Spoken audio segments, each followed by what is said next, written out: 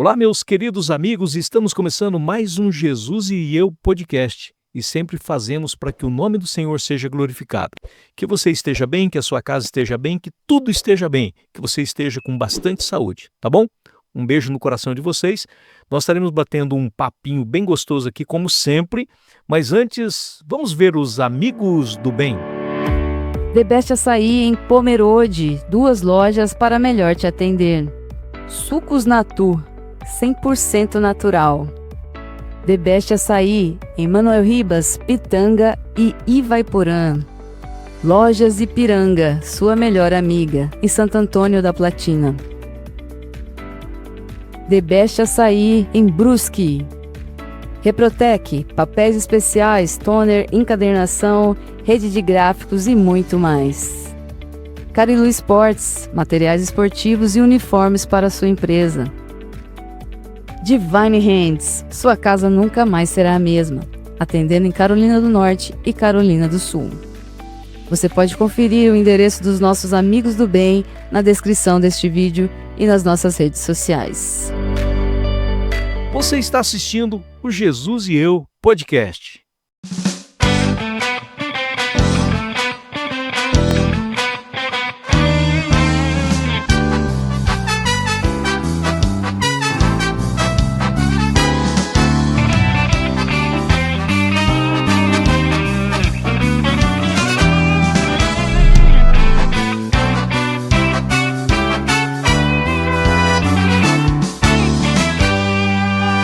Meus amigos, que bom poder estar aqui mais uma vez falando com vocês. E hoje o bate-papo vai ser com o pastor Cleverson Barros. Seja bem-vindo, pastor Cleverson. É um grande prazer, pastor Wilson, estar aqui com vocês, a todos os nossos ouvintes. É um prazer participar desse podcast e aqui podemos conversar sobre as maravilhas de Deus na nossa vida e na vida da nossa igreja. Eu quero dizer que é muita alegria tê-lo aqui, viu? Muita alegria de coração. Pastor, viu? é nosso. Que alegria quando eu faço um pedido e na maioria das vezes de livre e espontânea vontade, tu dizes sim. Amém. É sempre uma alegria a gente poder cooperar com vocês aqui. O Brasil para Cristo aqui é uma igreja que nos ama, que nos acolhe, que nos abraça. E assim a gente fica muito feliz em poder, de alguma forma, com as nossas limitações, poder cooperar com vocês e principalmente agora, poder bater um papo aí junto aos nossos ouvintes. Amém. E como tem sido benéfico a sua presença, como tem nos ajudado. Então a gente louva a Deus pela vida de vocês. Tá bom? Amém. Bom, vamos bater um papo então. Sempre falar sobre Deus é tão bom, né? Sim. Mas eu queria falar um pouquinho hoje sobre a igreja. A igreja nos dias de hoje, ela tem alguma semelhança com as 7 igrejas do Apocalipse? Eu creio que sim, pastor. As 7 igrejas do Apocalipse, na minha visão, ela reflete os questionamentos e os problemas da igreja no decorrer do tempo, no decorrer da era da igreja, né? Eu não sou muito adepto de que cada igreja representa uma fase. Eu acredito, assim como João, né, amando de Jesus, escreve no final do 1º século lá, aquelas igrejas da Ásia, e cada um tinha o seu problema em particular. Eu creio que as igrejas hoje também têm, cada comunidade, independente da época, tem ali algum elemento daquelas igrejas, algum elemento da igreja em Éfeso, que o amor está esfriando, algum elemento da igreja em Filadélfia, que mesmo sendo fraca, não negou o nome de Jesus, algum elemento da igreja de Laodiceia, que achava que tinha tudo e não tinha nada. Então, elementos que a gente carrega dentro das igrejas, comunidades, às vezes na mesma comunidade, você tem todos aqueles elementos ali. Sim. E ali Jesus nos ensina. Mas o que mais me chama a atenção, como o senhor falou aí das 7 igrejas da Ásia, que quando João escreve às igrejas da Ásia, amando de Jesus, né? Jesus ordena, ano 95, 96 do 1º século, João estava preso na ilha de Pátimos, né? E a igreja passava por um momento muito difícil, porque já começava a perseguição imperial, né? A perseguição da igreja a partir dos anos 50 era basicamente local, as próprias cidades ali, a sociedade começava a perseguir a igreja pelas suas mudanças de hábitos e pela sua proposta ética e moral, mas agora já começava com Domiciano, já começava a vir uma perseguição imperial, porque a igreja, os cristãos se recusavam a adorar César como Deus, né? Queimar incenso, etc. E estava trazendo muitos problemas. Então era uma fase muito difícil para a igreja. João estava preso por causa do evangelho. Só que quando escreve as cartas, a perseguição externa, os perigos externos são pouco mencionados aqui e ali. O que Jesus adverte à igreja, mesmo em meio à perseguição, era já os problemas, as ameaças internas, né? Isso que é... Porque as ameaças externas, elas existem, sempre existiram, mas, como Jesus diz, as portas do inferno não podem prevalecer contra a igreja, né? Agora, as ameaças internas, elas têm aí uma, vamos assim dizer, uma capacidade de fazer a igreja se esquecer do seu propósito, da sua missão, Acho que esse aí é o ponto, né? deixar a comunidade infrutífera. Esse é o propósito. Isso. Então, desde lá no primeiro século, agora, com novos desafios, né, com novas dificuldades, cada geração da igreja tem os seus desafios a ser enfrentada, né? Agora nós temos os nossos desafios numa igreja, numa sociedade que muitos já chamam de pós-cristã. Se o primeiro século era uma igreja pré-cristã, hoje nós já vivemos uma sociedade pós-cristã. Então tem umas dificuldades. Mas mesmo assim, a advertência continua, né? Não deixe esfriar o primeiro amor, mantenha-se fiel ao seu propósito. A questão não é a força que você tem, mas a fidelidade que você mantém à palavra de Jesus Cristo. Então, nesse aspecto, é atualizadíssima as recomendações das cartas. Amém. O amor de fato se esfriou. A Bíblia estava falando sobre isso, né? Aí dá uma aparência que nós somos parecidos com uma igreja de Éfeso, né? Sim, pastor. A igreja em Éfeso é uma igreja muito interessante e nos chama atenção. Por quê? Era uma igreja que ela tinha... Jesus falou, eu conheço as tuas obras. Conheço e sei da sua seriedade, sei do seu árduo trabalho. Então era uma igreja que tinha um alto desempenho. Olha, ela tinha um alto Mas não desempenho. é o que a gente vê hoje? Isso, muito bem, perfeito. Então era uma igreja que tinha uma performance, e Jesus elogia a performance dela, um desempenho. Poderíamos dizer que é uma igreja voltada para uma teologia correta, uma igreja ação social, com uma ortodoxia correta, uma igreja com uma ortopraxia correta. Era uma igreja que combatia as falsas doutrinas, Sim. as heresias, os falsos mestres. Então, tudo isso aquela igreja tinha. Se chegasse até aí, ia dizer, nossa, top, né? Sim, aos olhos humanos, aos nossos olhos, é uma igreja corretíssima, né? Tava ali a seriedade, etc. Ela valorizava a sua doutrina. Muito atual. Só que Jesus falou o seguinte, só que tem uma algo questão. contra. Você perdeu o primeiro amor. Puxa. Né? Algumas traduções permitem até o pastor Jonas Madureira, um famoso estudioso bíblico, ele disse que permite a seguinte tradução, né? Você perdeu o primeiro, ou seja, o principal, o amor. Né? E sem amor, aí Paulo fala em Coríntios 13, né? Nada vale. Ou seja, havia... olha que é interessante, pastor, na vida cristã, a ação, ela é importante, mas só vale com a motivação correta. A motivação. Na vida cristã, a motivação ela é tão ou mais importante do que a ação.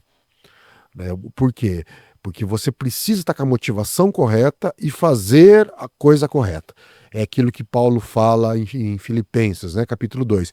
Tem de vós o mesmo sentimento, nossas Bíblias falam, as mais modernas, a mesma atitude, mas que na realidade é uma palavrinha que nós não temos uma tradução direta, né? Que é frônesis, a mesma frônese de Jesus, que é a ação correta com a motivação correta, a mesma postura de querer servir, de amor, de querer agradar a Deus e servir ao semelhante, essa postura que é o amor genuíno que tem Jesus Cristo. Então o cristão precisa ter isso. E a igreja em Éfeso, ela tinha um desempenho satisfatório, né? Ela tinha uma performance maravilhosa, mas Jesus está oco. Mas a gente tem visto muito isso, né? Muito, pastor. Nos dias atuais, né? A pessoa pode até estar no propósito, mas de repente seu coração né? Ela está desempenhando o seu papel Sim. como se fosse um grande propósito, mas seu coração pode estar longe. Pode, por quê? Né? Porque nós vivemos uma sociedade performática. A nossa sociedade, ela avalia a pessoa pela performance dela. Então, você tem os resultados, né? Vamos dizer claramente, né? Às vezes, a importância dos números, dos resultados. Eu costumo... Queremos muito resultado. O resultado, o resultado. Nós nos cobramos por resultados e nós pressionamos os outros também por resultados. Nós queremos performance dos nossos filhos, na escola, entre os amigos. Nós queremos performance do nosso cônjuge. Nós queremos performance. Nós imaginamos como ele deve ser e queremos aquela performance. Nós cobramos, os liderados cobram performance dos seus líderes, os líderes cobram performance e resultados dos seus liderados, mas então nós vivemos essa sociedade performática, em que eu crio uma expectativa sobre o outro e eu obrigo ou pressiono o outro a cumprir. E da mesma forma, eu também sou pressionado a cumprir as expectativas que os outros têm sobre mim. Então vira tudo um jogo de interesse, um jogo de eu agradar o outro no sentido de eu provar que eu consigo, que eu provar que eu sou bom, ou seja, isso é puro ego, e não pela motivação de querer servir ao outro. Seria, no caso, pelo fato, de repente, da gente tirar o foco, olhar da onde a gente deveria estar e olhar para o lado e ver o resultado do lado e achar que ali sim é o certo, eles estão fazendo o certo, o correto, eles têm resultado. Mas quando você está com o seu olhar em Cristo, o Espírito Santo vai te mostrando o que deve ser feito. Nós geralmente cobramos, né? O ser humano ele cobra, Sim. mas ele cobra nem sempre porque é o resultado que ele aguarda em oração, em busca, mas porque ele vê do outro lado alguém fazendo de uma forma. Não sei se ficou meio complicado aí. Eu vou dar um exemplo, vamos ver se é o caminho, o senhor me orienta aí, se é o caminho. Vamos pegar Jesus. Jesus é o mestre dos mestres, ó. Sim, Ele é o... Sim. Jesus é o verbo encarnado. Sim. Ele esteve entre nós. Jesus selecionou 12 apóstolos, 12 discípulos, né? Antes eram apóstolos, discípulos, para caminhar com ele. Caminhava com Jesus, via os milagres de Jesus, ouvia Jesus, convivia com Jesus, dormia onde Jesus dormia, comia onde Jesus comia, ou seja, 3 anos daquelas pessoas, um intensivão. Então vamos pensar então em desempenho e performance. Jesus fica 3 anos com ele. Chega no momento na última semana, um trai, um nega, 10 fogem. E aí? Que performance que nós temos? Meu Deus. Qual a avaliação que nós fazemos? E olha que era Jesus, entendeu? E no final dos 3 anos, Jesus então foi um péssimo mestre? O que aconteceu? Não, nada a ver. Se a gente nesse sentido, eles seriam os melhores. Sim, posteriormente foram, né? Perfeito. Não, pós-ressurreição. Mas por quê? Primeiro, cheios do Espírito Santo. E segundo, uma vida centrada em Cristo. Mas a gente foi os melhores, vamos pensar no ponto de vista humano? Do ponto de vista humano, vamos ver a performance. 11 foram martirizados pela sua fé.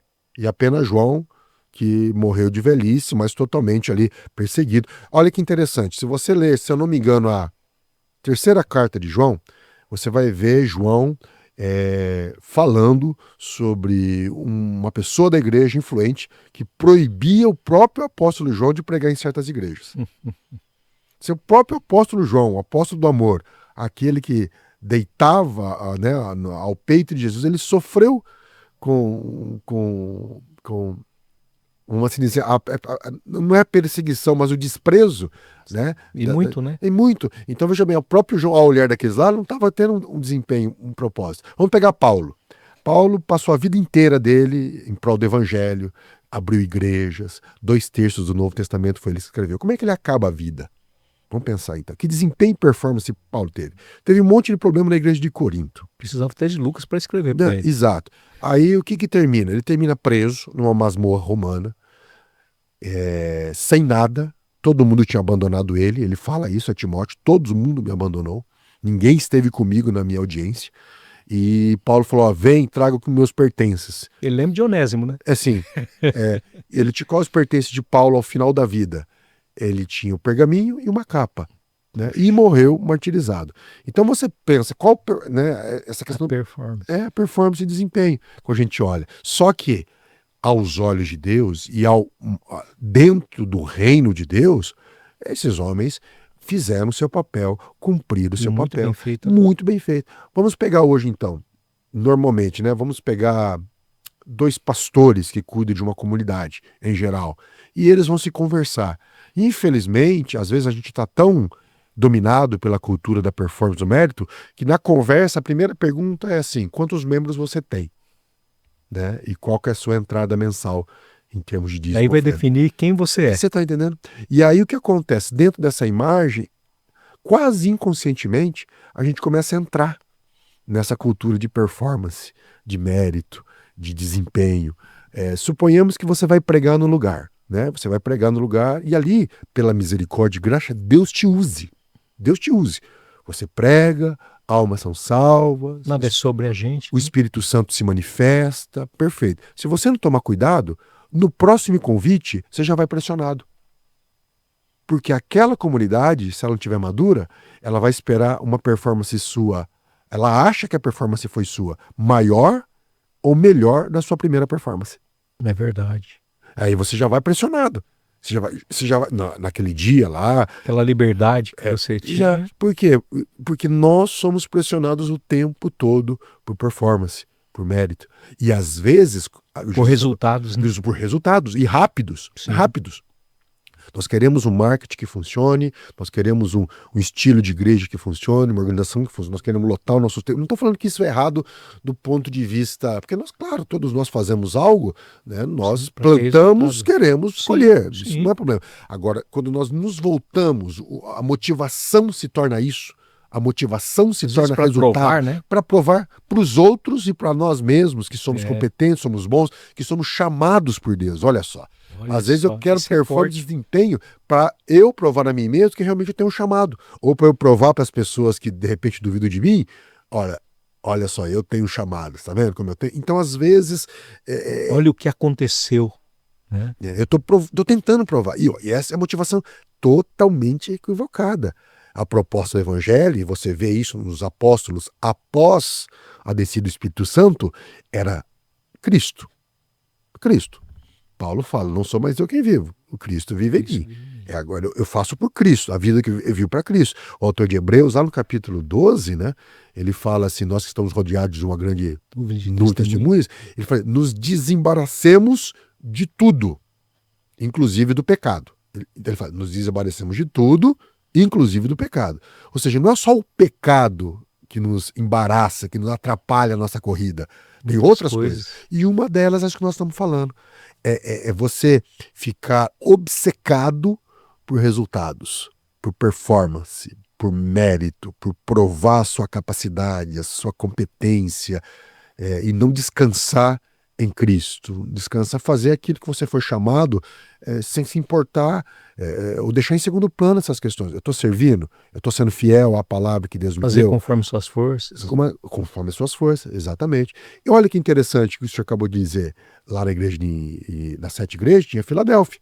E Jesus falou, olha, eu conheço as tuas obras e sei que você tem pouca força. Pouquíssima força. Mas uma coisa, você não, mesmo sendo fraco, mesmo você não tendo uma performance, um desempenho, você não negou o meu nome. Puxa. Você permaneceu fiel ao seu propósito. Não tinha relevância social aquela igreja, a relevância que eu digo da igreja, de ser reconhecida pela sociedade, não tinha talvez os recursos que Laodiceia tinha, não tinha os mestres e doutores que Éfeso tinha, tal, mas é uma igreja que permaneceu fiel, não negou o nome de Cristo e recebeu elogio. Então, é depender de Cristo, entregar o seu melhor a Ele. E é interessante notarmos, né? Voltando a essa questão da performance e mérito, olha os patriarcas. Olha que, se você pegar a vida dos patriarcas, né? Abraão, pai da fé, mas tinha suas fraquezas, mentiu, em relação à sua esposa. E posteriormente acontece a mesma coisa, né? Com Isaac, É. ele mente em relação a, né, todo aquele rolo familiar, e Jacó engana Esaú, depois engana, né, compra Sim. por primogenitura, Esaú vende, depois ele engana seu próprio pai, fingindo que é irmão, foge, daí tem lá Foi com seu abençoado pelo sogro. cheiro. Então, aquele rolo que ele tem com Labão, que Sim. ele trabalha 7 anos por uma filha dele, e depois Por mais Raquel, 7 mais anos. 7, e daí ganha Lé, toda a confusão, né? Então você percebe, depois disso ele casa, vem os irmãos né, os filhos de Jacó, vem de José, né? Então olha só que família bagunçada, que performance nós temos isso. Não dá nem para usar como referência, esperar, né? né? Não dá nem para como assim, vou pregar sobre família. Como é que eu Sim. vou usar a família de Jacó de exemplo? Não tem. E era um patriarca. Você está entendendo? Porque nós trabalhamos pela graça, pela Amém. misericórdia, pela nossa fidelidade a Cristo. Então, e não é que essa desempenho, essa pressão de querer provar para nós ou para os outros ou para Deus que nós temos qualquer coisa em nós. É claro, o compromisso que nós temos é fidelidade. E a maturidade que nós temos aqui para servir ao reino. Amém. Uns vão servir ao reino, como nós estamos conversando aqui, anunciando o evangelho nos 7 continentes. Outros vão servir ao reino, trabalhando aqui na farmácia, no supermercado, Sim. ali sendo fiel, sendo um cristão exemplar, e ajudando, contribuindo, orando para esses que estão lá. Então, assim, lá no reino, né, quando a gente fala do galardão, nós teremos muita surpresa. Porque aquele que tem a visão de performance e desempenho vai ter muita surpresa. Jesus fala isso, né, no final do Sermão da Montanha, no capítulo 7 de Mateus, né? Muitos naquele dia dirão: Senhor, eu fiz isso, eu profetizei, eu curei, eu expulsei no teu nome, eu profetizei. Ou seja, o meu desempenho foi excepcional, acima de todo mundo. Aí Jesus olha para ele e fala assim: eu não conheço, não conheço. É como uma história, né, que tem, eu vi já quando Jesus me puxou, um pastor e uma senhorinha de idade que foram para o céu, né? E aí chegou na hora de entregar a coroa, né, galardão, entregou aquela coroa grande para aquela velhinha e uma coroa pequenininha para o pastor. Aí o pastor ficou indignado, dizendo: mas como que pode? Eu preguei para ela e tal, e vai, e eu pego a pequenininha, e essa mulher pegou. Ele disse que Deus falou assim: pois é, mas você só permaneceu por causa da oração dessa velhinha na igreja. Ela que te ajudou todo o tempo. Então, às vezes, o nosso olhar, né, às vezes está para algumas situações e Deus está falando: não é nada disso, né? Não é nada disso. Então, a gente quer sempre resultado em tudo, né? Em tudo. O problema é quando nós queremos o resultado que não é para engrandecer o nome do Senhor, que é para glorificar. Nós queremos provar alguma... Quando a gente quer provar alguma coisa para a gente, então a gente trabalha tal. O problema é quando a gente quer provar para as pessoas. Sim. E de repente a gente quer provar que a gente é de Deus. Tá. E não precisa, porque o nosso falar denuncia, não foi isso? Uhum. Pedro tentando esconder: não adianta você fingir, não, rapaz, eu sei que você andava com ele, a tua forma de falar já denuncia que você era dele, né? E olha bem o que o senhor falou agora, um negócio muito interessante, né? Às vezes a gente quer provar para Deus, porque vamos só dentro dessa conversa, esse bate-papo, né? Todas as religiões do mundo, se você pegar, analisar, elas têm uma mesma proposta, né? É você, através do seu esforço, você conseguir o favor dessa força sobrenatural.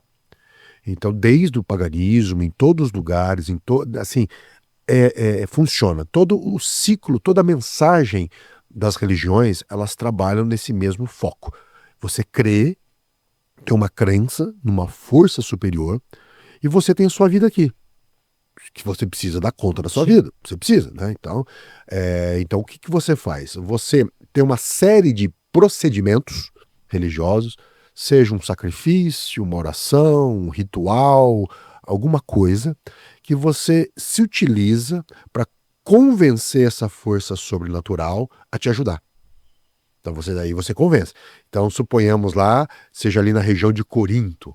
Então ali na região de Corinto tinha, por exemplo, ali os barcos, era um porto.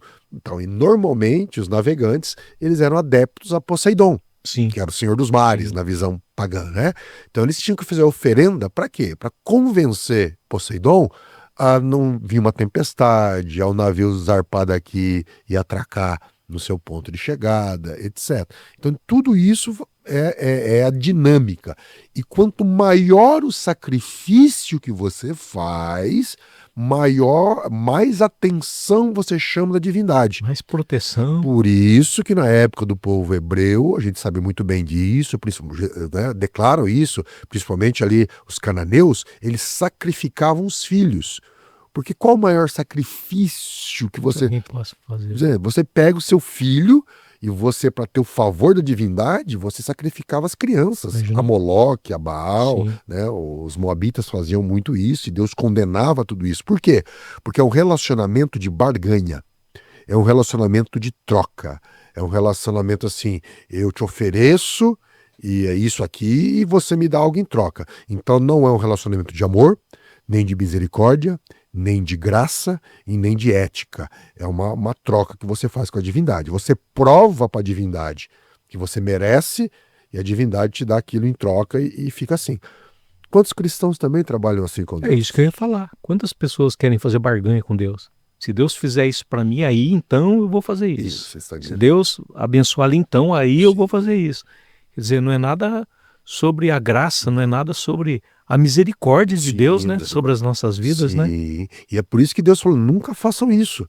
Nunca façam isso ao povo de Israel. E aí Paulo fala, é muito interessante isso em Romanos 12:1, ele fala assim, rogo-vos, pois irmãos, pela compaixão de Cristo, que ofereceis agora o vosso corpo, um sacrifício santo, agradável, que é o vosso culto racional. Ou seja, você sabe o que está fazendo. Você não está barganhando com Deus. Você está simplesmente reconhecendo aquilo que Ele já te deu. A salvação em Cristo, a redenção, a misericórdia, o ar que você respira, a saúde que você tem, a promessa de vida eterna, o nome está escrito no livro da vida. Isso são coisas que, né, meu Deus, coisas fantásticas, né? Imensuráveis, que Ele deu, inexplicável. Não de graça, mas gratuitamente, né? Porque exatamente. foi o preço do sangue do Cordeiro. Né?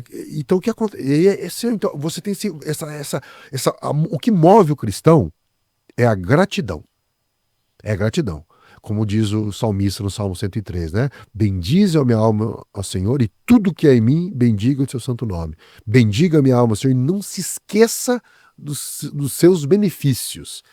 É Ele que perdoa a sua iniquidade, Ele que sara as suas enfermidades, Ele que te coroa de bens. O que o salmista está dizendo para ele mesmo? Ele está dizendo, olha o que o Senhor tem feito por nós.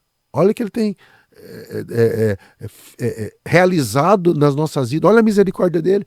Então aquilo motiva o cristão a contribuir, motiva o cristão a orar, motiva o cristão a buscar a Deus, motiva o cristão a trabalhar na igreja, motiva o cristão a cuidar de órfãos, a atender as viúvas, a fazer trabalho missionário, a contribuir para missões. É isso, a contribuir na igreja, porque ele vai chegar aqui, olha bem, né? Se você observar Efésios 2, Paulo fala, nós estávamos mortos em delitos e pecados. Nós éramos escravos dos pensamentos, dos impulsos carnais. Nós vivíamos em função dos príncipes das potestades do ar, ou seja, potestade do ar. Ou seja, nós estávamos submissos a uma força demoníaca. Ele fala assim, mas Deus, na sua misericórdia, ressuscitou. Ele fala, éramos por natureza filhos da ira. E aí Deus, com misericórdia, nos ressuscitou juntamente com Cristo e nos fez assentar nos lugares celestiais em Cristo Jesus. Pela graça sois salvos. Isso não vem de vós, é dom de Deus, não vem pelas obras. Não é o seu esforço, não é o que você vai fazer. Mérito, nada. E aí, quando o crente reconhece isso, você fala o que o salmista fala no Salmo 116. O que darei ao meu Deus? Pelos todos os benefícios que me tem feito. E além de me salvar já é algo que eu não poderia jamais pagar. Mas ele me insere numa família, chamada igreja, numa comunidade local. Eu não estou sozinho, eu não preciso andar sozinho no mundo, eu tenho alguém que me ajuda, que me orienta, que me ajuda a servir, que ora comigo, me dá uma comunidade onde eu tenho um banco para sentar, uma luz para iluminar, onde eu tenho uma palavra pastoral, onde eu tenho louvo com meus irmãos, onde meus filhos são orientados na palavra. Olha só. Então, linda, né? Quando o cristão pensa nisso, ele fala assim, o que eu posso fazer? Contribuir é o mínimo, entregar o dízimo é o mínimo, ofertar é o mínimo. E ele faz isso com uma espontaneidade. Aquilo que Éfeso perdeu. A espontaneidade de entregar. Está aqui. Com alegria. Com alegria. É esse sacrifício que Deus quer de nós. Esse sacrifício de louvor. Reconhecer o nome dele, né? Miqueias é muito interessante no capítulo 6, que o povo faz uma pergunta para Deus. O que o senhor quer de mim? Né? Todo o livro de Miqueias é como se fosse uma discussão de relação entre Deus e o povo de Israel. E chega num ponto que o povo de Israel fala: o que o senhor quer de mim? O senhor quer de mim o quê? O senhor quer de mim rios de azeite? Você quer de mim o quê? Sacrifícios de animais? O senhor quer que eu ofereça meu filho em holocausto? O que o senhor quer de mim? É o povo confrontando Deus. E de novo, você sabe o que eu quero de vocês. Né? Lá no versículo 7 e 8, falando: o que eu quero de vocês? Que vocês amem a benignidade, pratiquem a justiça e andem humildemente diante do seu Deus. Ou seja, reconhecendo aquilo que Deus tinha feito por eles. Né? E é a mesma coisa hoje em dia. Quando isso ocorre, destrói a performance, destrói o mérito, destrói o desejo de ser reconhecido pelos outros, essa insegurança. Porque quando eu preciso provar para mim mesmo, pode ser reflexo de insegurança. Destrói isso, porque eu sou amado por Deus. Não é pela minha performance, não é pelo meu mérito. Por aquilo que eu faço. Ele decidiu me amar. Sim, eu não consigo entender e explicar o porquê ele nos ama, mas o fato é que ele nos ama, e ainda diz que nada e ninguém pode nos separar do seu amor, como está lá em Romanos 8, né, a partir do versículo 31 em diante, né? É verdade. Então, nada pode nos separar do amor. Então, isso muda a nossa perspectiva da vida, muda tudo. Então agora, como Pedro fala, 1 Pedro 2, a partir do versículo 11, vós sois geração eleita, sacerdócio real, nação santa, povo escolhido, para anunciar as virtudes daquele que vos chamou das trevas para a preciosa luz. Pronto. Você tem uma identidade, você tem um propósito. Com isso, você segue a vida em adoração. Né? A gente fala que Deus é soberano, que ele é eterno, né? E ele próprio nos chama atenção, né? Como se lá em Malaquias, né? Olha o que vocês me oferecem no altar, né? Animais coxos. E se fosse um governador, como vocês o tratariam, né? É ingratidão. É você não reconhecer aquilo que Deus faz. Às vezes, independente do que você vai servir no almoço ou no jantar, né? Saber que tem tantas pessoas que não têm aquilo. Então, né? Você ser grato pelo alimento, pelo fôlego de vida, pela família, por poder caminhar, por poder ouvir, por poder enxergar, por poder ter amigos, por poder ter pessoas que oram por você, nós deveríamos ser tão gratos, né? E o que a gente mais enxerga nos dias de hoje é a falta de tempo. Eu não tenho tempo hoje para mais nada. De repente poderia ser como a igreja de Laodiceia, que de repente não é um julgamento, mas que não é nem quente e nem frio e sim morno, porque para aquilo que nos interessa, a gente é capaz de pagar um preço, né? Eu lembro assim que eu vivi uma situação. Não, eu não vou nem usar a minha situação, eu quero mais falar das coisas de Deus aqui. Quando o Naamã chega para mergulhar lá, que o profeta nem atendeu ele, falou: vai lá e mergulha 7 vezes. E ele falou assim: eu não vou fazer nada disso não, lá é Abana Farfar, tem água melhores do que essa aqui. E aí os homens que caminhavam com ele disseram: mas meu pai, se tivesse feito, te pedisse alguma coisa difícil, você não teria feito, né? Então, às vezes nós temos feito coisas difíceis, mas nós deixamos de obedecer nas pequenas coisas que aos nossos olhos, né? Entende assim ou não? Vamos lá, são várias informações a respeito disso, porque o ser humano, ele é um ser buscante, né? Ele sempre está em busca de algo. E nessa busca... Uma constante busca, né? Uma constante busca. Tá?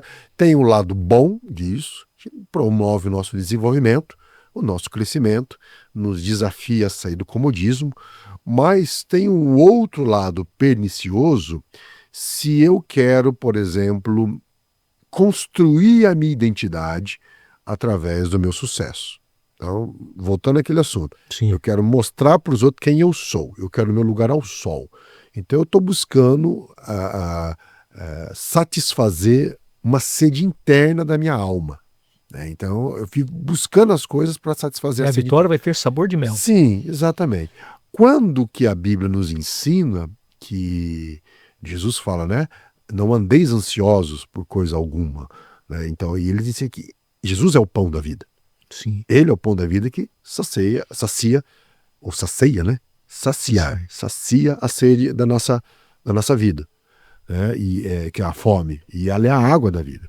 Então, quando a gente encontra a satisfação e o contentamento em Cristo, nós não caímos nessa armadilha. Agora, se Cristo se torna um meio para eu conseguir os meus fins, eu vou sempre estar dentro dessa busca incontrolável, desenfreada por algo mais. E o que acontece? Quando eu não encontro contentamento em Cristo, a cada conquista que eu tenho, o que ocorre? Eu tenho um período de satisfação, né? Depois daquilo, eu já não dou mais valor. Aquela conquista... Já preciso de uma outra situação. De outra coisa. E aí eu largo aquilo... Mas eu estou vendo um déjà vu aqui. Entendeu? E vou para outro... Aí eu quero... Só que daí eu vou lutar, né? E aquilo lá já não começa a me satisfazer mais. Eu fico infeliz com aquilo, e aí eu quero uma outra coisa, e aí eu conquisto, só que passa um tempinho, já arrefece aquilo, eu preciso de uma outra, e eu sempre fico nessa busca constante. E aí o que eu faço? Eu uso Jesus, a fé, a oração, para quê? Para a conquista. Então meu foco não é o reino de Deus e a sua justiça. Pregou sobre isso aqui? Eu devo ter pregado em vários lugares. Que me veio assim, puxa, eu ouvi. De ti ainda. Então, provavelmente. É real. Eu sempre falo. É isso. Real. Você busca, sempre está buscando algo. Sabe? Então, busque o reino de Deus e a sua justiça. As demais coisas serão acrescentadas. Porque é no reino de Deus e na justiça que vem de Deus que eu encontro a satisfação na minha alma. Então, agora, olha como é que é a questão. Vamos pegar Daniel. Daniel, quando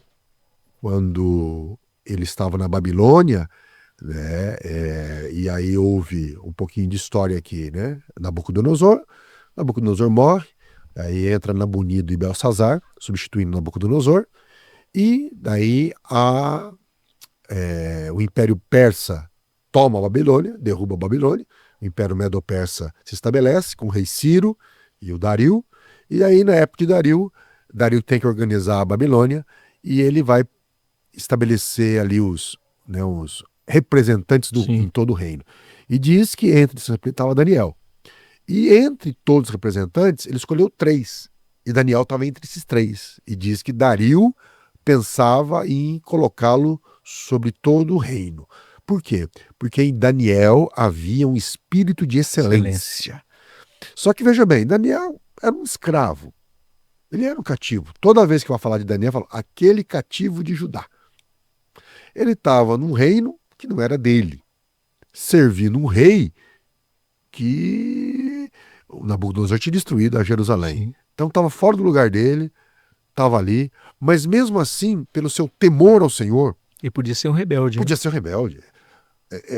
Daniel teve todos os elementos para ser revoltado, ser frustrado, ser decepcionado. Olha... Deus tirou tudo de mim, perdi minha família, perdi meus amigos, estou aqui, minha cidade está destruída lá, o templo está destruído lá. Mas não, ele manteve sua fé em Deus, só que o que ele fazia para a glória de Deus. Então ele tinha um espírito de excelência, ele não precisava provar nada. Ele era, nessa época aqui de Dario, já tinha seus 80 anos mais ou menos, não precisava fazer nada. Mas o Dario olhou para ele, aquele senhor de 80 anos, a forma de viver, a forma de trabalhar, a forma de se portar, viu nele um espírito de excelência, fazia o melhor que ele podia. Mas por quê? Qual era a motivação de Daniel? Era a glória de Deus, o Deus que ele servia. Isso que motivava ele. Então isso trazendo para a nossa época, uma época tão complicada, o crente ele é chamado a desenvolver a excelência, a dar o seu melhor em todas as áreas da vida, mas não pela essa busca insaciável de coisas, não para estar em uma competição desenfreada com um colega de trabalho, com um amigo da escola, com o irmão da igreja. Aí vai faltar tempo mesmo, né? Exatamente. Mas ele faz para a glória de Deus. Ele está satisfeito em Cristo. Ele aguarda as orientações de Deus. Ele segue o que Deus tem para ele. Aguarda os momentos certos daquilo que Deus tem preparado para ele. Ele descansa. Aquilo que Deus tem para mim, Ninguém pode tirar. Amém. Por exemplo, voltando à igreja de Filadélfia, Jesus fala à igreja, eu tenho as chaves. Aquilo que eu abro, ninguém fecha. Aquilo que eu fecho, ninguém abre. Quando você descansa nisso, aquilo que Deus tem para você, ninguém, nada pode tirar, você começa a descansar.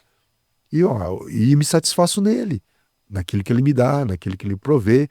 E aquilo que vem à mão para fazer, você vai fazer com o melhor das suas forças. Mas para quê? Para Deus, para a glória dele.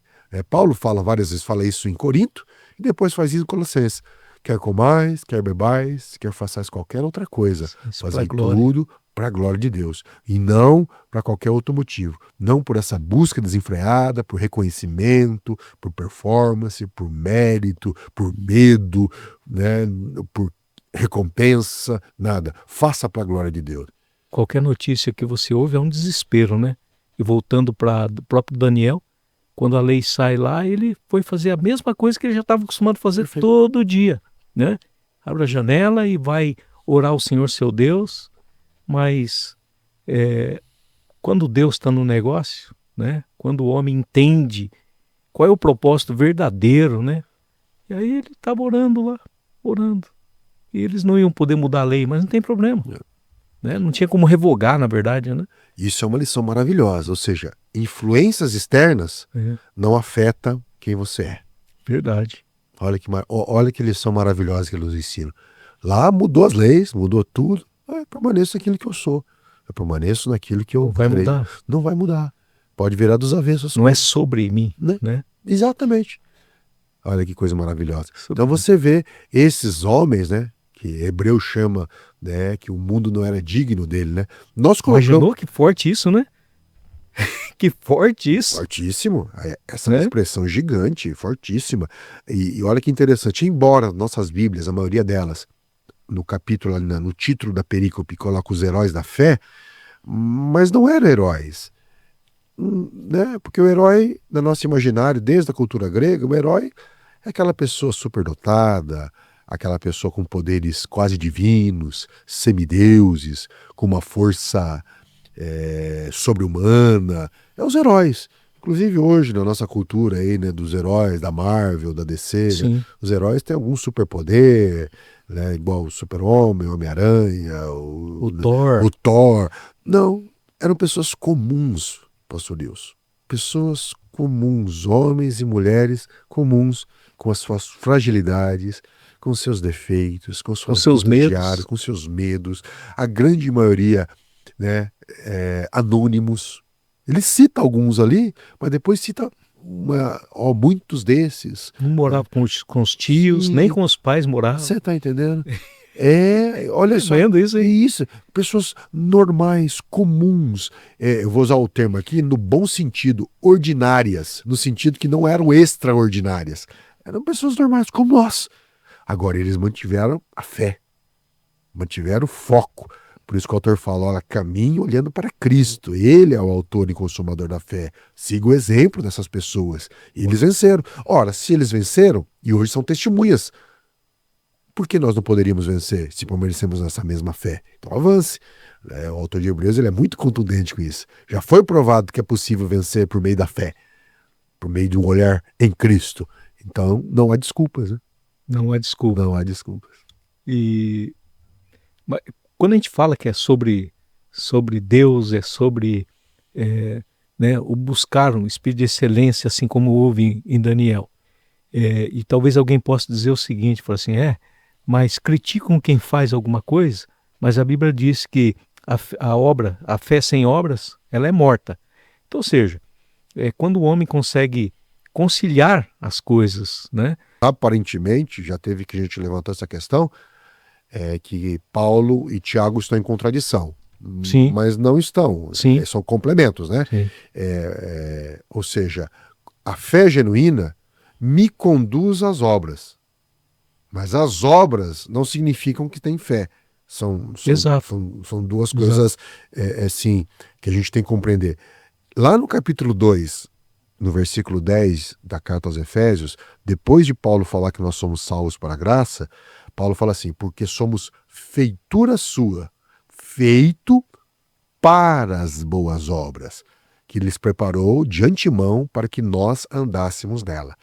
Então, não há contradição entre fé e obras. Diz o seguinte, que a fé que nós recebemos de Deus, Sim. essa iluminação do Espírito, e eu reconhecendo que o que Deus fez por mim, ela me motiva, ela me move à prática das boas obras. Mas veja bem, eu faço as boas obras, que eu digo, o cristão pratica as boas obras, e eu gosto do termo obras de justiça, ele pratica porque é salvo, em resposta, em gratidão ao seu Senhor, e não para ser salvo. Ele faz por aquilo que ele é, Sim. e não por aquilo que ele... As obras do cristão é uma expressão da natureza. Sim, da mesma forma como uma jabuticabeira produz jabuticaba, se ela estiver saudável, que uma macieira produz maçã, o cristão em Cristo, que nasceu de novo, regenerado, ele vai produzir as boas obras. Não é assim algo que, como nós estamos falando desde o início do podcast, para provar alguma coisa, a performance. Não, que performance? Para provar ou às vezes ser aprovado, não, né? Ser aprovado, não. Nós somos construídos para aquilo, ou seja, nós somos gerados para as boas obras. E isso parte da nossa natureza. Eu faço porque sou. É uma expressão de quem nós somos, uma expressão da natureza que recebemos de Cristo. E não para receber algo, ou para provar algo, ou para mostrar algo, ou para merecer algo. É bem diferente. Não é nada sobre isso, Não. né? Na verdade, não é nada sobre nós. Não é nada sobre nós. É tudo sobre tudo ele. sobre ele. É tudo dele, né? Poxa, a plenitude habita em Cristo. Ele é o foco de tudo, né?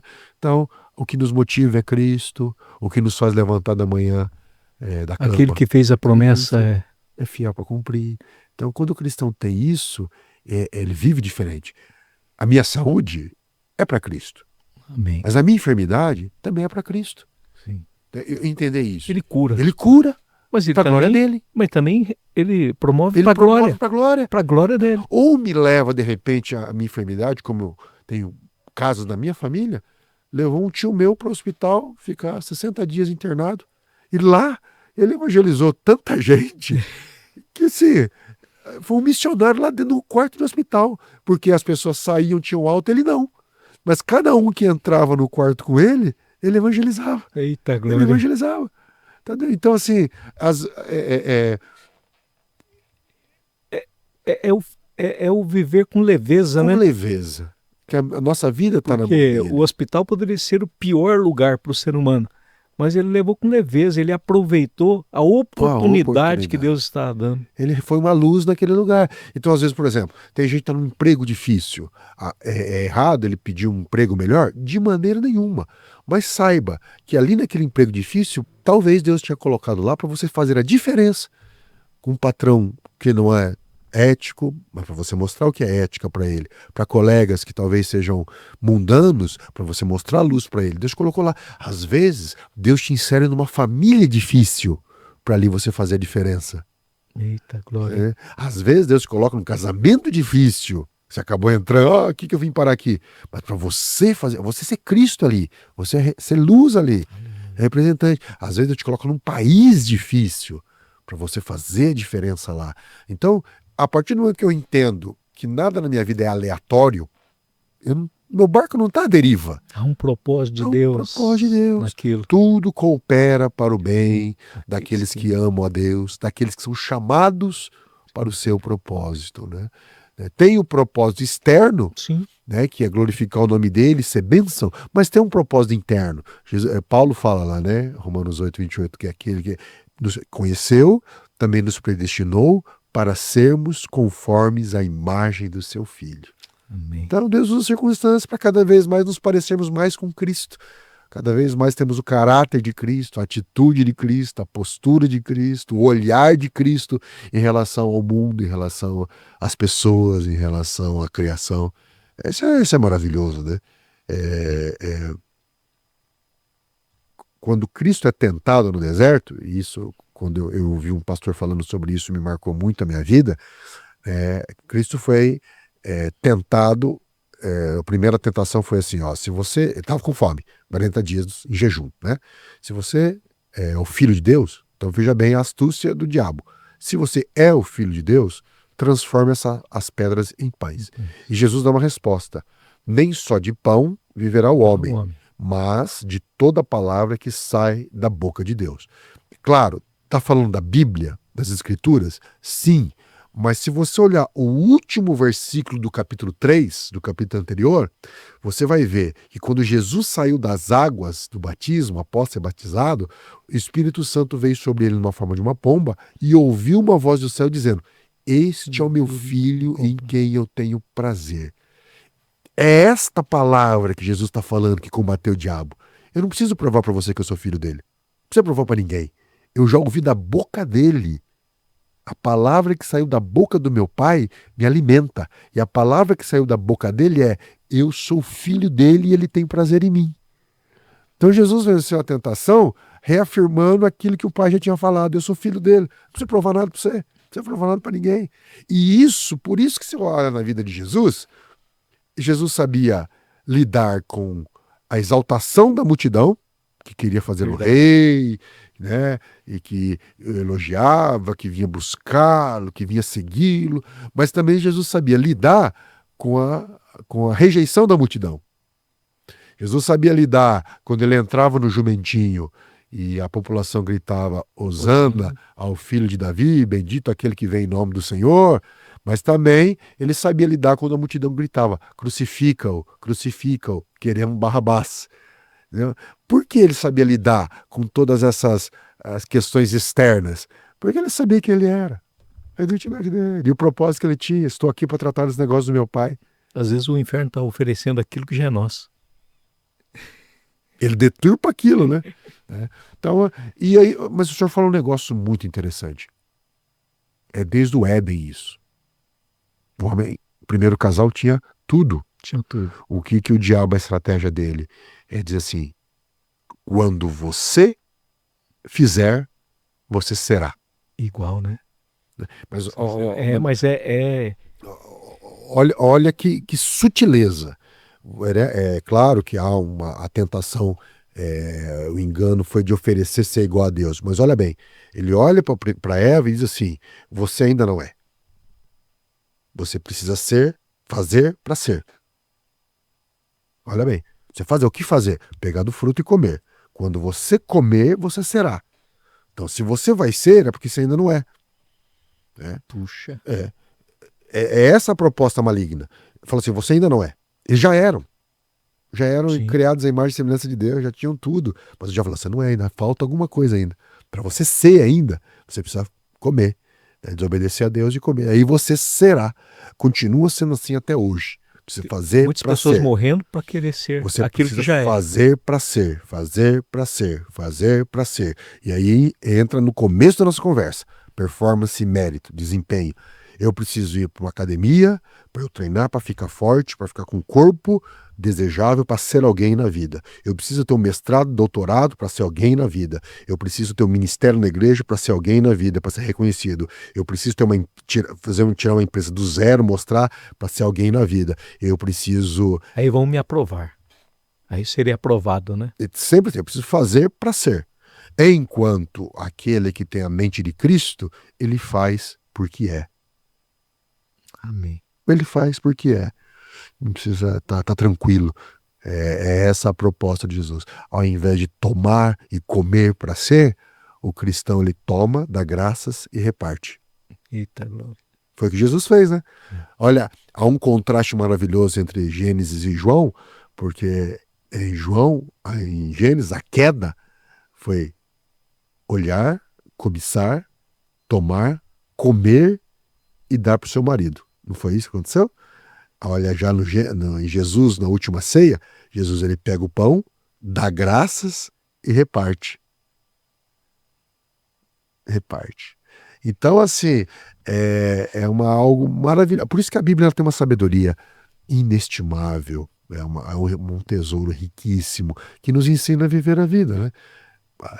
A gente aguarda a volta de Cristo, né? Como Maranata, ora vem Senhor Jesus. Mas enquanto isso, Paulo fala em Tito, capítulo 2, versículo 10, a graça se manifestou trazendo salvação a todos os homens, ensinando a viver o presente século de forma sóbria, justa e piedosa, aguardando o aparecimento do Senhor Jesus Cristo, né? A nossa esperança. Né? Amém. O que prometeu é fiel e cumpre. Ele disse que volta a buscar a igreja. Volta e está a cada dia mais perto da vinda dele. A cada dia os sinais indicam isso, né? Só se você não quiser fechar os olhos, né? Ou simplesmente se alienar da realidade, mas a volta está próxima, né? Como que o noivo vai encontrar a noiva?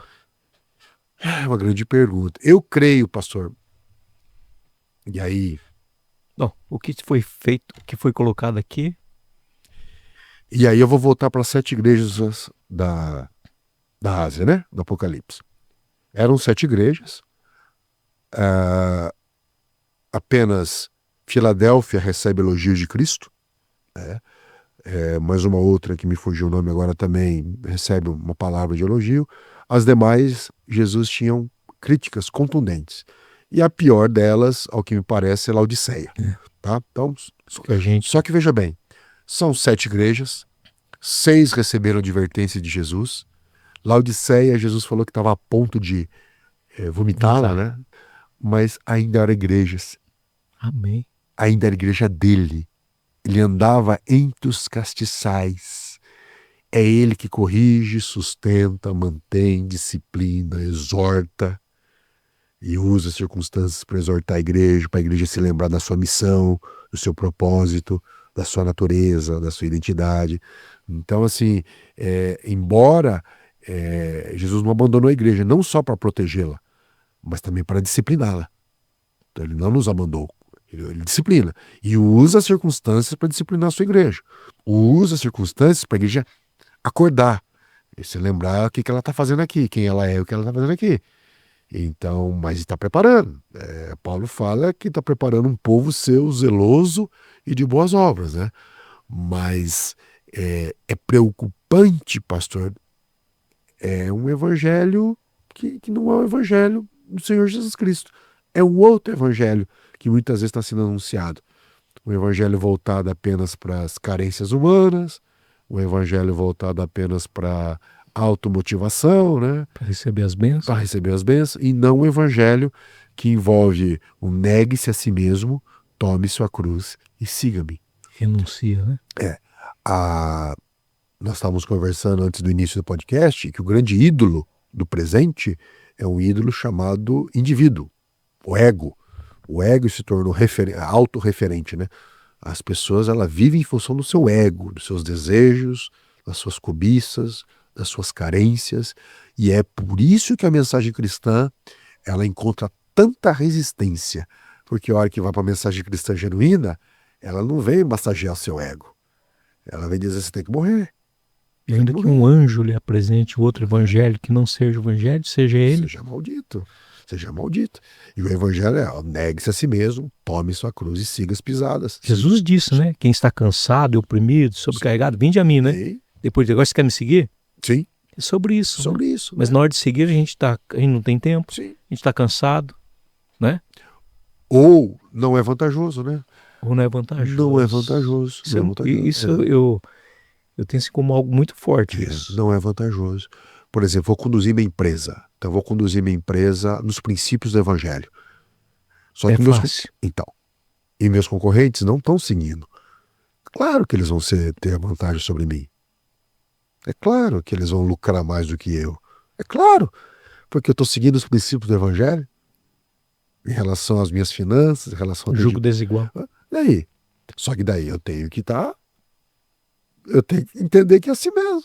Na escola, é claro que eu vou ser rejeitado se eu seguir os princípios do evangelho. É claro que provavelmente... Principalmente hoje. Sim, é claro que provavelmente eu não vou ser chamado, né? Estou falando aqui de um adolescente, né? Sim. No ensino médio, para os aniversários dos seus amigos. É claro que você vai ficar isolado da tua turma. É claro que você vai ser ridicularizado na faculdade por ser crente. É claro.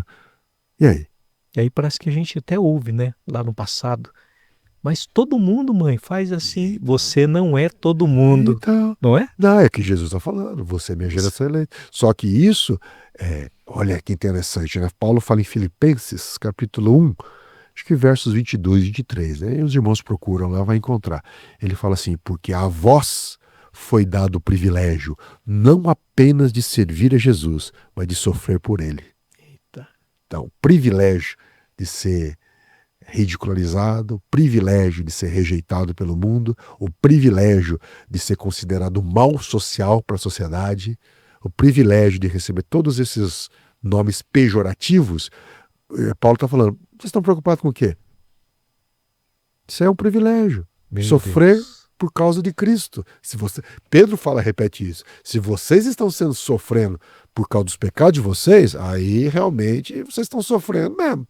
Agora, aí é uma pena. Mas se vocês estão sofrendo por amor ao evangelho, dê glória a Deus. Amém. Se o aperto que você está passando é porque você está levando uma vida segundo os princípios do reino, fazendo a vontade de Deus, então se sintam privilegiados, porque assim também os profetas antes de vocês sofreram. Todos aqueles que querem viver uma vida piedosa padeceram perseguições. É isso. E ele está falando. Então, quando o cristão encara isso e vê isso como um privilégio, realmente, eu tá tendo resistências, eu não consegui a minha bolsa de doutorado, por quê? Porque eu deixei claro que eu sou cristão e ali eles não aceitaram. Você dá glória a Deus. Você dá glória a Deus. É bendito o nome do Senhor. Porque assim também os que foram antes de nós sofreram, né? Os nossos pais na fé. Só que isso já é uma maturidade, né, pastor? Isso aí já é maturidade. É maturidade. É maturidade. Deixar as coisas de criança e assumir uma postura de adulto. Deixar o leitinho. Deixar o leitinho. Começar a comida sólida. E eu acho que é isso que Jesus está nos preparando, né? Ele quer esse povo, um povo que tenha consciência da sua identidade, consciência do seu propósito, consciência do seu chamado. Né? Não fomos feitos para dominar a sociedade. A igreja não tem esse chamado de dominar a sociedade. Sim. E se impor para a sociedade. Não é sobre isso, né? Não é, nunca foi sobre isso. A igreja não tem um chamado de transformar isso aqui no novo céu e nova terra. Quem faz isso é Deus. A igreja tem um chamado de representar esse reino que virá, se viver nessa ética. Então, impor a ética moral cristã, nós não temos esse chamado de impor. Nós temos o chamado de viver. Nós, como crentes regenerados, temos o dever de viver, o chamado de viver. Mas de impor, de pela força, tentar provar alguma coisa, convencer na força, porque o ser humano trabalha assim, né? Hoje nós vivemos uma relação de força. O certo e errado hoje na sociedade é quem tem mais poder, né? Então quem tem poder midiático, quem tem poder dentro da cultural, ele determina o que é certo e errado. Então hoje o certo e errado é definido pelo quem tem poder, ou financeiro, ou intelectual, ou acadêmico, ou de mídia, né, os meios de comunicação, você determina, isso é certo, isso é errado. Né? Enquanto quem segue a palavra de Deus, isso é Deus, é a palavra dele que define para nós o que é certo e o que é errado. Né? Então, dentro dessa proposta, a igreja não pode entrar nessa vibe de querer também, por meio da força, da violência, da imposição, da beligerância, da guerra. Nós defendemos claramente os princípios do evangelho, mas em amor, em paz e misericórdia, né? E dando o nosso exemplo. Agora, impor isso já é mais complicado, né? Mais complicado. Eu entendo que não é o chamado da igreja. O chamado da igreja é ser um sinal do reino de Deus internamente, né? A gente vê duas coisas muito preciosas na Bíblia: uma missão interna, que é viver na nossa comunidade os princípios do reino, como nós temos em Atos 2, né? E eles viviam unânimes, né? Na comunhão, no partir do pão, das orações, na doutrina dos apóstolos, né? Comunhão, partir do pão, as orações. Eles viviam em unidade, em comunhão. E aí a sua missão externa, que é de levar o evangelho a toda criatura. Então são duas missões. Essas são as principais que a igreja não pode esquecer. Sua missão interna de viver o reino de Deus em comunidade, um ajudando o outro, respeitando o outro, amando o outro, perdoando o outro, suportando o outro. Né? Enquanto o mundo tem uma proposta individualista e utilitária, a igreja ela tem uma proposta comunitária e de serviço. Um servir ao outro no amor de Cristo. Né? E aí anunciar o evangelho. Eu acho que se a igreja entender isso, é aquele avivamento que a gente tanto espera, Tanta guarda, né? tanta guarda, ele vai ter o seu início aí nesses últimos dias. Amém. Hein? Puxa, que tremendo, né? Tudo isso. Poxa, pastor, eu gostaria de ficar aqui muito tempo contigo. Amém, pastor? Eu estava aqui como se estivesse no altar pregando ali, eu estava ouvindo aqui, Quem sou né? eu? Tão bom, né? Alegria nossa. E eu espero assim que esta palavra alcance pessoas, Também. né? Que saia sabe, talvez da posição que se encontra Uhum. e possa fazer parte, né? Possa entender que nada é sobre nós, que é tudo sobre Deus. Tudo sobre ele. Eu quero agradecer por ter vindo aqui ao nosso podcast. Que Deus continue derramando dessa graça sobre a sua vida, sobre a sua casa, sobre a sua família, sobre o seu ministério, viu? Tu és muito precioso Amém. para Deus e para nós também. Muito obrigado por ter vindo. Um grande prazer, é uma honra poder chamá-lo de meu amigo. Poxa, né, fico poder- feliz. É uma honra poder ter essa comunidade aqui do Brasil para Cristo, sempre nos recebendo de braços abertos, nos abraçando.